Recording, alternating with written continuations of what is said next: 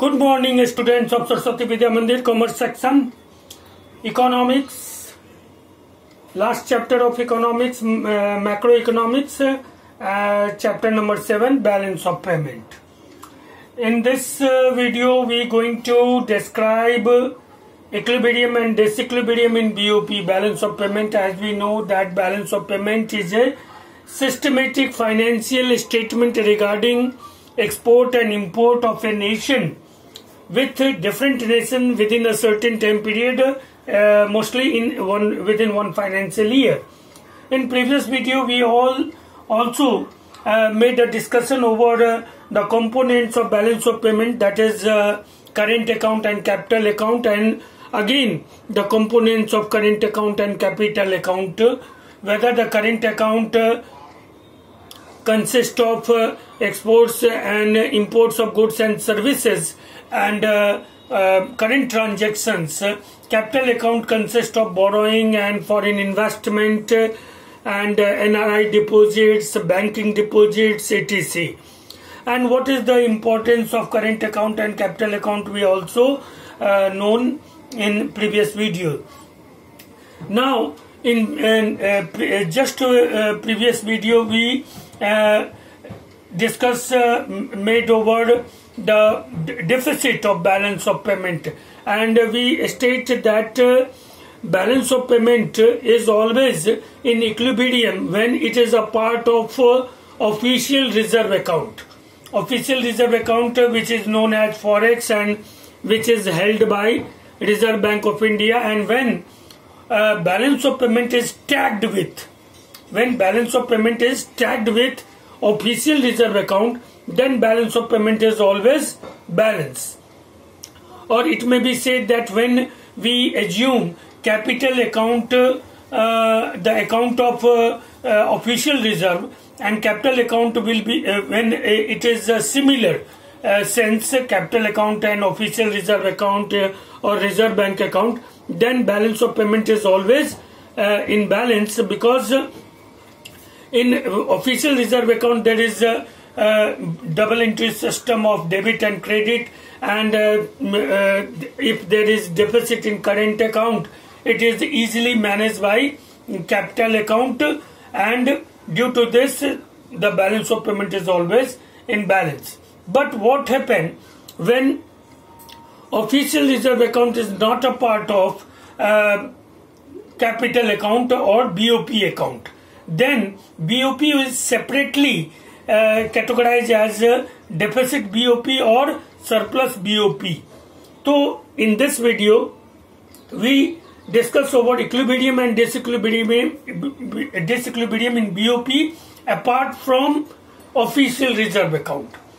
तो सबसे पहले हम लोग देखेंगे कि BOP में equilibrium is struck when current account balance plus capital account balance plus errors and omission equal to 0.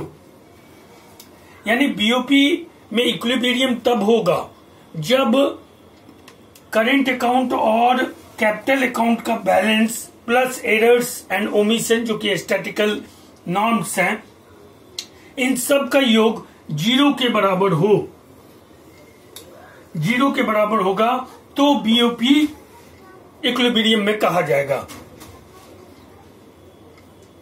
0 का होने का मतलब यह है कि in this situation there were no tendency of movement, increase और decrease of official reserve of the central bank. जो forex है, फॉरेन एक्सचेंज रिजर्व, जिसको सेंट्रल बैंक को होल्ड करता है, उसमें किसी भी प्रकार का उतार चढ़ाव नहीं होगा when BOP is in equilibrium, यानी when the current account balance and capital account balance is 0. It means that कि current account में जितना का हमने goods and services का एक्सपोर्ट किया उतना ही का इंपोर्ट किया, कैपिटल अकाउंट में हमने जितना विदेशों से बोरोइंग किया उतना ही हमने दूसरे को लोन भी दिया, और उतना ही हमने फॉरेन डायरेक्ट इन्वेस्टमेंट प्राप्त किया जितना हमने विदेशों में फॉरेन इन्वेस्टमेंट किए।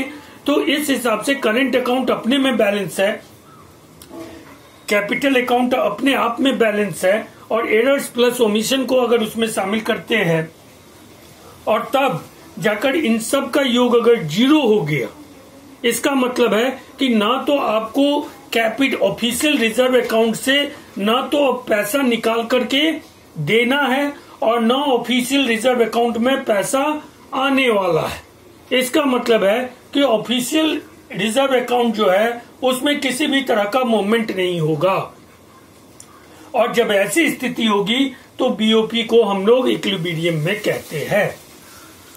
तो once again BOP equilibrium is struck when current account balance plus capital account balance plus errors and omission equal to 0 and there is no movement, increase or decrease of official reserve of the central bank. That is balance. ये हम कह रहे हैं केवल BOP का, और ये equilibrium और डिसइक्विलिब्रियम हम तब डिस्कस कर रहे हैं जब बीओपी का ऑफिशियल रिजर्व अकाउंट पार्ट नहीं है। ये जो ऑफिशियल रिजर्व अकाउंट है इट इज, या सेंट्रल बैंक जो हम कहें, it is not a part of BOP.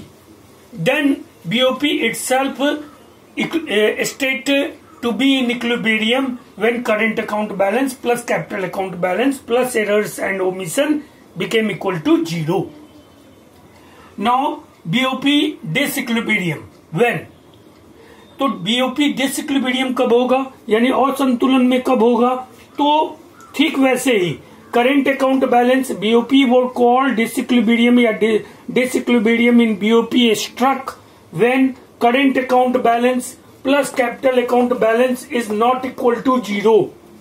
तब 0 के बराबर वो current account balance और capital account balance दोनों 0 के बराबर नहीं है, यानी कि यहाँ पर either current account या capital account अपने आप में बैलेंस नहीं है और दोनों का जो बैलेंस है वो भी 0 के बराबर नहीं है and it causes the movement of official reserve, यानी ये या तो पॉजिटिव है, 0 नहीं होगा तो क्या होगा, 0 अगर तीन ही चीज हो सकते हैं, 3 स्टेज हो सकते हैं, या तो पॉजिटिव होंगे या 0 होंगे या नेगेटिव होंगे, ये 3 स्टेटस है। तो 0 यहां था तो 0 का मतलब कि ना देना है ना लेना है, यानी it is all equilibrium itself and there were no impact made over official reserve account and there is no movement also in official reserve account. अगर ये 0 के बराबर नहीं है, अगर 0 के बराबर नहीं है तो आइदर पॉजिटिव होगा या नेगेटिव होगा, और पॉजिटिव होने का मतलब है कि आपके ऑफिशियल रिजर्व अकाउंट में पैसे आने वाले हैं, यानी inflow of foreign currency to the official reserve account होने वाले हैं, यानी आपका बैलेंस ऑफ पेमेंट या तो पॉजिटिव होगा, सरप्लस होगा। सरप्लस का मतलब है कि आप विदेशी पूंजी प्राप्त करेंगे, और या नेगेटिव हो सकते हैं ये, यानी ऋणात्मक हो सकते हैं। इसका मतलब है कि आपको अपने ऑफिशियल रिजर्व अकाउंट से पैसे निकाल करके विदेशों को या जिनसे आपने इंपोर्ट किया है गुड्स एंड सर्विसेज का, या जिनको आपको इंटरेस्ट पे करना है उनको देना है। तो यहाँ पर हम लोग कहेंगे कि बीओपी डेफिसिट है, ठीक है। तो बीओपी डिसइक्विलिब्रियम तब होगा कि जब करंट अकाउंट और कैपिटल अकाउंट का बैलेंस जो होगा वो 0 के बराबर नहीं होगा, और ये आइदर पॉजिटिव हो सकता है या नेगेटिव हो सकता है। यहाँ पे हम डिसइक्विलिब्रियम की बात करें तो यहाँ पर नेगेटिव ही होगा, यानी कि आपके ऑफिशियल रिजर्व से पैसे निकलने वाले हैं, यानी ये कैपिटल के आउटफ्लो को दर्शाएंगे। यहाँ पे ना तो इनफ्लो है ना आउटफ्लो है, लेकिन यहाँ पर क्या है कि आउटफ्लो होगा। यहाँ पे एक BOP disequilibrium means outflow of forex, foreign exchange reserve का आपको आउटफ्लो है। यहां पे इक्विलिब्रियम का मतलब है नो इनफ्लो नो आउटफ्लो, कोई इनफ्लो कोई आउटफ्लो नहीं होगा। और अब हम लोग बात करते हैं बीओपी सरप्लस का। तो बीओपी सरप्लस में कब होंगे, आपके अधिक में कब होंगे, तो it is a positive sign. तो BOP surplus when current account balance plus capital account balance is some positive number, कुछ न कुछ पॉजिटिव है, pointing to net inward flow of foreign exchange and leading to an increase in official reserve. यानी जब current account का balance plus capital account का balance अगर positive आएगा, ठीक है, जीरो नहीं है, नेगेटिव नहीं है, वो पॉजिटिव है, तो ये क्या दर्शाएगा, ये दर्शाएगा कि it is state pointing to net inward flow of, यानी कैपिटल का इनफ्लो दिखाएगा, आपके फॉरेक्स में वृद्धि होगी, फॉरेन एक्सचेंज रिजर्व में वृद्धि होगी, यानी कि आपने अपने आयात से ज्यादा निर्यात किया है, या आपने फॉरेन डायरेक्ट इन्वेस्टमेंट जितना प्राप्त किया है या बोरोइंग जितना प्राप्त किया है उससे ज्यादा आपने दूसरे को लोन दिया है, और दूसरे देशों में फॉरेन डायरेक्ट इन्वेस्टमेंट आपने ज्यादा किया है, और इसके कारण आपका जो है करेंट अकाउंट का बैलेंस प्लस कैपिटल अकाउंट का बैलेंस कोई पॉजिटिव नंबर शो कर रहा है, और जितना से पॉजिटिव शो कर रहा है उतना से आपके यहाँ कैपिटल का यानी फॉरेक्स का इनफ्लो होगा, और इनफ्लो होगा तो आपके फॉरेन ऑफिशियल रिजर्व जो है वो बढ़ेंगे, और तब जाकर हम कहेंगे कि आपका बीओपी सरप्लस में है। और बीओपी डेफिसिट कब होगा, डेफिसिट यानी बीओपी में घाटा तब होगा जब current account balance plus capital account balance is some negative number, और करेंट अकाउंट बैलेंस और कैपिटल अकाउंट बैलेंस ठीक ऐसे ही जैसे सरप्लस में होता है, नेगेटिव में BOP deficit said when current account balance plus capital account balance is some negative number pointing to net outward flow of foreign exchange and leading to a decrease in official reserve, और उस स्थिति में आपके official reserve में decrease होगा, यानी आपके forex से आपके विदेशी मुद्रा भंडार से पैसे निकलकर जाएंगे, चाहे वो एक इंपोर्ट के पेमेंट करने पर जाए, चाहे वो इंटरेस्ट के पेमेंट करने पर जाए, आपके पैसे निकलेंगे। तो ये आउटफ्लो या आउटफ्लो है कैपिटल का या फॉरेक्स का, और उस स्थिति में आपको बीओपी डिफिसिट कहा जाएगा। और ये बीओपी डिफिसिट को जब हम कहते हैं कि current account balance plus capital account balance, इसका मतलब है, और ये जब नेगेटिव नंबर को शो करेगा तो इन दोनों में से किसी अकाउंट में बैलेंस नेगेटिव होगा, ऐसा बात नहीं है। या यहाँ पे जब हम बीओपी सरप्लस कहते हैं और कहते हैं कि current account balance plus capital account balance is positive, तो इसका मतलब ये दोनों में से कोई भी पॉजिटिव होगा ऐसा नहीं है। ये देखिए, जब हम दोनों अकाउंट की बात करते हैं तो बीओपी सरप्लस या बीओपी डेफिसिट ज्यादातर अप टू 100% डिपेंड करता है कैपिटल अकाउंट पर, यानी BOP surplus only when there is surplus in capital account, क्योंकि करेंट अकाउंट का सरप्लस और डेफिसिट तो कोई मायने ही नहीं रखता है। BOP get deficit only when there is deficit in capital account. BOP get surplus when only when there is surplus in capital account, और BOP in equilibrium when both are equilibrium. तो ये जो तीन सिचुएशन है BOP surplus, BOP deficit और BOP equilibrium का, तो ये तीनों situation appear when official reserve account is not a part of BOP account. और बीओपी अकाउंट का जब ऑफिशियल रिजर्व पार्ट होगा, जब उसको हम पार्ट बना देंगे, यानी capital account just became similar और equal to official reserve account, then BOP is always balance, तब वो हमेशा बैलेंस होगा। लेकिन जब हम बीओपी अकाउंट, बीओपी को करेंट ऑफिशियल रिजर्व अकाउंट से अलग करके देखेंगे, तब बीओपी सरप्लस होगा या घाटे का होगा या इक्विलिब्रियम में होगा, और उस सरप्लस या घाटे का, बीओपी को सरप्लस या घाटे का होने में भी सबसे बड़ा रोल करेंट अकाउंट का नहीं होगा, कैपिटल अकाउंट का होगा। यानी अगर कैपिटल अकाउंट सरप्लस में होगा तो आपका ओवरऑल बीओपी सरप्लस में होगा, अगर कैपिटल अकाउंट में घाटा है तो आपका पूरा ओवरऑल बीओपी घाटे का होगा, क्योंकि ऑफिशियल रिजर्व टैग नहीं है। और हमने वही वाला उदाहरण बात का है कि आपका किराना दुकान में लाख उधारी चलता है, अगर आपके बैंक में बैलेंस है, आपके पास बॉन्ड है, सिक्योरिटीज है, सोना है, चांदी है, आप धन्ना सेठ है, तो वो 2, 4, 10,000, 20,000 का उधार कौन बड़ा बात है, एक झटके में पूरा हो जाएगा।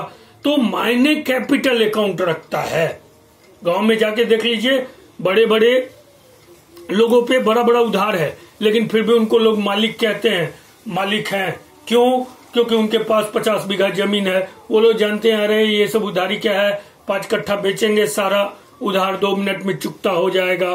तो उनका कैपिटल अकाउंट पर उनको कैटेगराइज किया जाता है, न कि करेंट अकाउंट में। यानी अगर कोई बड़ा आदमी है और उसका अगर उधारी हो गया तो अब कल से आप उसको हे दृष्टि से देखने लगिए, उसको गरीब मानने लगिए, ये बात नहीं है।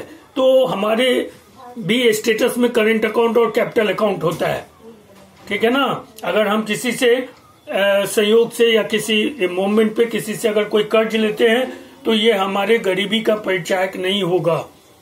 हमारा कैपिटल अकाउंट देखिए, ठीक है। और कैपिटल अकाउंट के आधार पर ही ओवरऑल बीओपी डिपेंड करता है।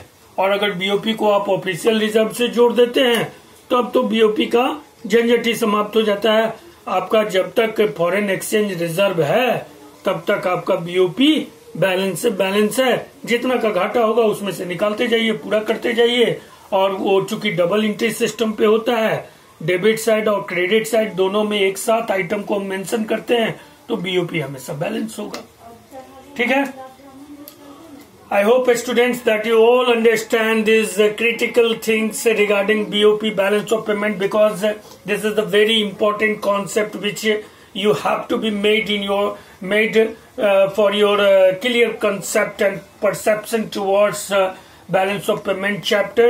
And because most of year the questions were asked from this chapter, so please write down it in your homework notebook and remember it. Till then, take care. Bye.